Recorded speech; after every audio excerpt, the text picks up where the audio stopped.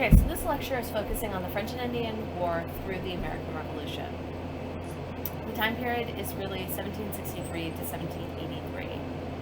The French and Indian War started in 1754. War for territory had been fought between the French and the British in Europe, and now this war is going to spill over into North America. American colonists were asked to fight alongside their British colleagues, and George Washington will get his first military experience leading the colonial militia into French territory. The most important thing that you need to know about the French and Indian War was that when William Pitt became Prime Minister in 1757, he's going to make major changes to the military. He's going to concentrate on Quebec and Montreal, since they controlled the French supply routes, and in those changes to the military, he's going to throw a lot of money at the problem. He's going to have more men, more weapons, more supplies, and more money being spent on the war. Well, because of all this, the British are going to incur a huge debt as they win the territory. So the Treaty of Paris, 1763, the British territories are Canada, all of North America east of the Mississippi, and Florida. France, on the other hand, will only get a few islands in Newfoundland and the West Indies. So if you look at this map, the yellow is all of the British claims, and the green, which is really what is now Haiti, as well as some others, remained French claims, and then you can see where Spanish claims as well as Russian claims are. The Proclamation of 1763 is where the British drew a line down the Appalachian Mountains that the colonists could not cross. It was an effort to avoid conflict with Native American tribes.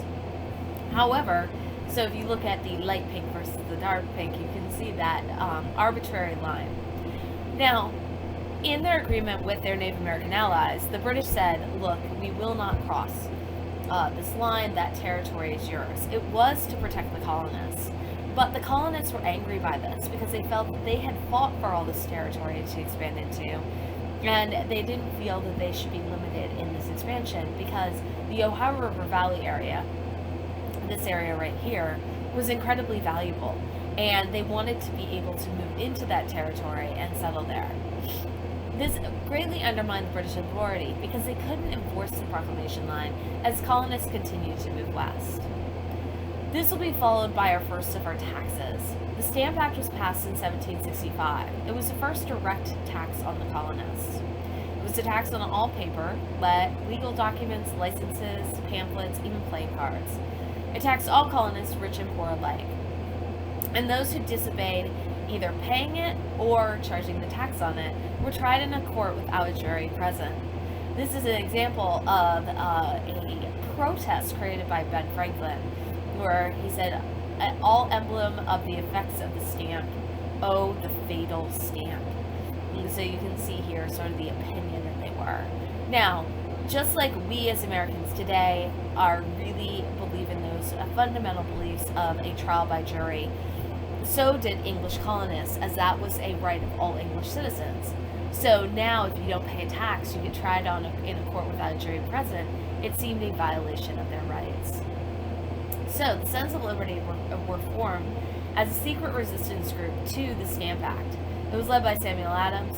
It was composed of Boston shopkeepers, artisans, and laborers. They harassed custom workers, stamp agents, and royal governors. Here is a picture of them pouring boiling hot tar down a custom agent's throat, which of course killed them. In response, stamp agents quit throughout the colonies, and the Stamp Act ultimately will be repealed. Another issue that came up during this time was the Boston Massacre. March 10th, 1770, a mob was taunting guards in front of the customs house.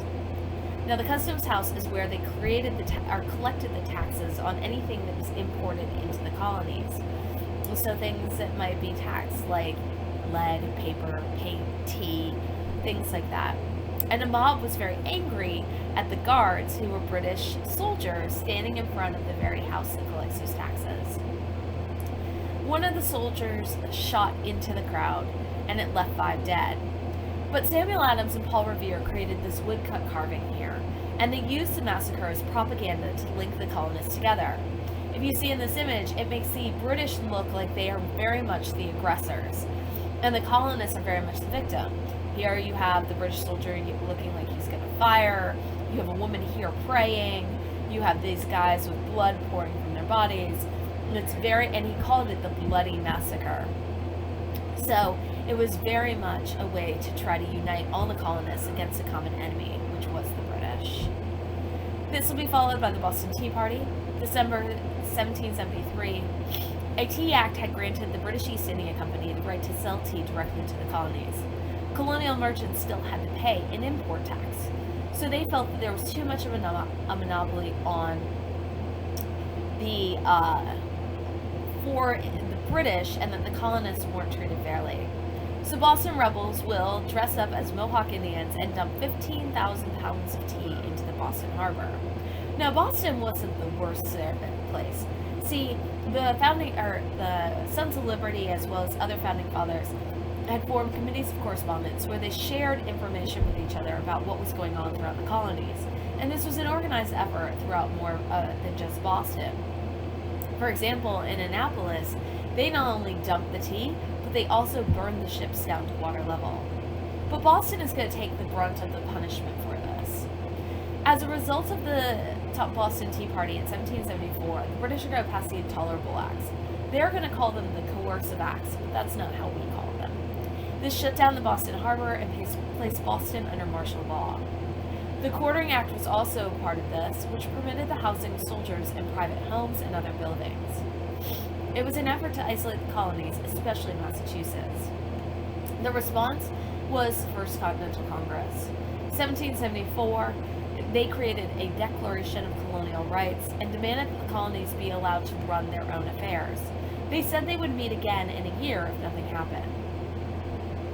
However, something does happen. In April 1775, there was a shot heard around the world. In Lexington, Massachusetts, 70 Minutemen lined up on a village green as the British marched towards the town of Concord. The British were going to seize an arsenal of weapons there. Someone fired and the British fired back. The battle only lasted 15 minutes. But in the time that the British marched, stopped, fired upon the colonists fired back, and for them to collect their wounded and march to Concord, the arsenal was empty. And so the Minutemen, those 70 Minutemen who sacrificed themselves, ultimately saved the American Revolution because weapons were able to be removed from the arsenal and be able to be used in later battles. On the march back from to Boston, they were attacked by 3,000 to 4,000 Minutemen from behind stone walls and trees. And the Minutemen were able to take out a large number of British soldiers. The Second Continental Congress will meet in 1775, and it will become the standing government of the colonies during the American Revolution. It will finally be replaced by the Articles of Confederation in 1781. They recognized the Minutemen as the Continental Army, and they put George Washington as the commander. They authorized the printing of paper as well, and they organized a committee to deal with foreign countries. So, they were the acting government. Now, there was no capital for these colonies. Rather, the Continental Congress was able to move away from where the British Army was, and by being mobile, it actually allowed the Continental Army, or the Continental Congress, to survive. Now, we aren't independent yet. Matter of fact, they are going to send the olive branch petition to the king, urging a return to their former harmony. Most colonists and delegates felt loyalty to the crown, and they only felt that it was his ministers, members of parliament, who were the ones causing the bloodshed. However, the king flatly refused. He said the colonists were in rebellion, declared a naval blockade on the American coast, and hired German mercenaries, Hessians, to be able to fight along with the British. In response, Thomas Paine is going to write a document called Common Sense. He is going to argue that independence would lead to a better society. He got many Americans to agree to both revolution and independence. He used very common language and used imagery from the Bible and from common stories in order to get the colonists on board. July 4th, 1776, American colonists will sign, the Continental Congress will sign the Declaration of Independence. This was written by Thomas Jefferson and stated the reasons for declaring freedom. It was based on John Locke's ideas of natural rights, such as life, liberty, and property, and invoked the social contract theory. See, We didn't call it life, liberty, and property. Instead, we called it the pursuit of happiness. And the social contract theory is the idea that people give their power to the government as long as the government is protecting the rights of the people. If the government is no longer recognizing the rights of the people, it is the right of the people to remove the power from the government. And so Thomas Jefferson lists all the reasons that the king and parliament weren't upholding the rights of the colonists, and that's why the colonists had the right to remove power from the government and form their own. Now, in many ways, the American Revolution was a civil war. American colonists fought against American colonists. There were some who opposed independence and remained loyal to the crown. They were called loyalists or Tories. Their ties came from jobs. They believed the British were going to win. They were the greatest empire in the world, and they didn't want to be labeled as rebels. They also thought that the crown could better protect their rights, more so than the colonial government could. Patriots, on the other hand, were supporters of independence. They saw an economic opportunity in an independent America. These were often farmers, artisans, merchants, landowners, and elected officials. A lot of these were people who were hurt by the taxes or thought that there might be this economic opportunity if they were running themselves. The United States had some strengths. They had homeland advantage. They had amazing leaders like George Washington on the military side and Ben Franklin on the diplomatic side. And they had a moral cause. They were fighting for independence. But they also had weaknesses. Their soldiers were untrained and had no discipline. There was a shortage of food and supplies. They had no navy. And no central government to enforce wartime policies. The Continental Congress did the best they could, but they didn't have a lot of power to collect taxes or to collect supplies and things like that were needed for the army. Great Britain had a strong, well-trained army and a navy. They had a strong central government with money, and they had the support of loyalists and Native Americans. But they were really far away. 3,000 miles separating Britain from America meant that a war was very costly.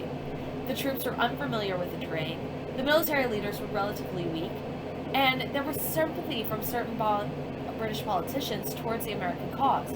For example, William Pitt actually withdrew his son from the military so that he wouldn't have to fight against his British cousin or his American cousins.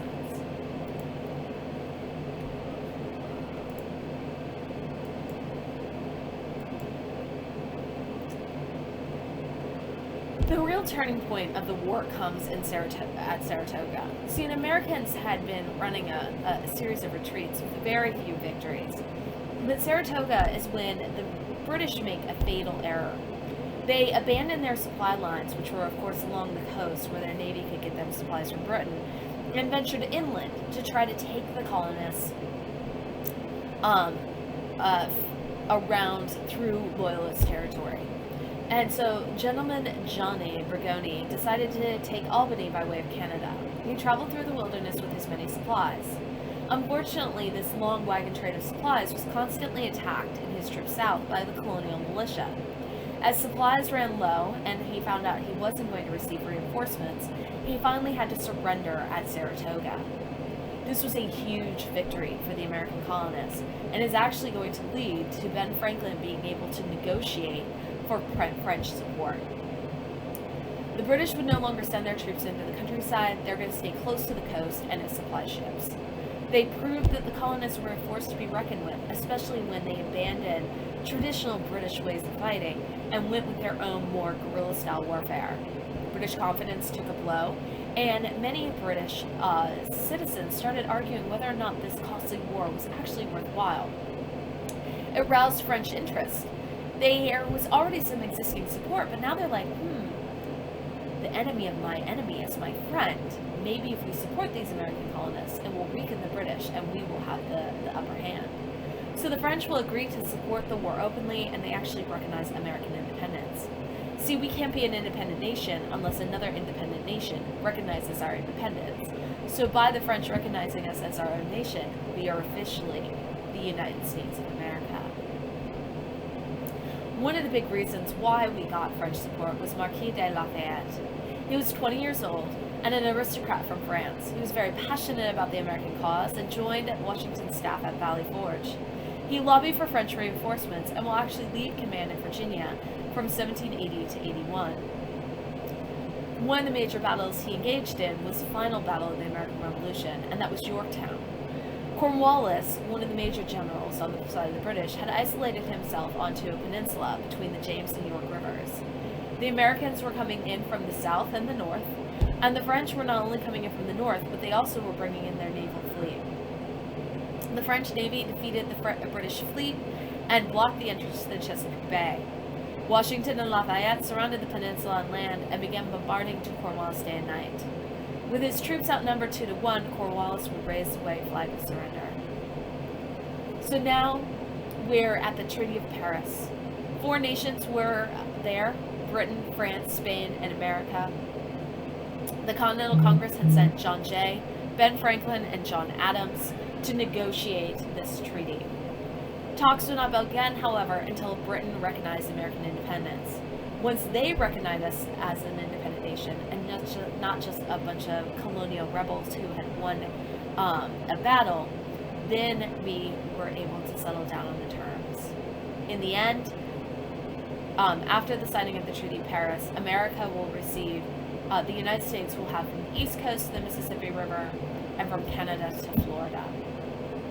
Now, if you've ever seen the musical for Hamilton, you'll notice that the king, after this is over, says, "What's next?" And that's the big question, and what we will focus on afterwards. Now that we've won our independence, how do we govern ourselves?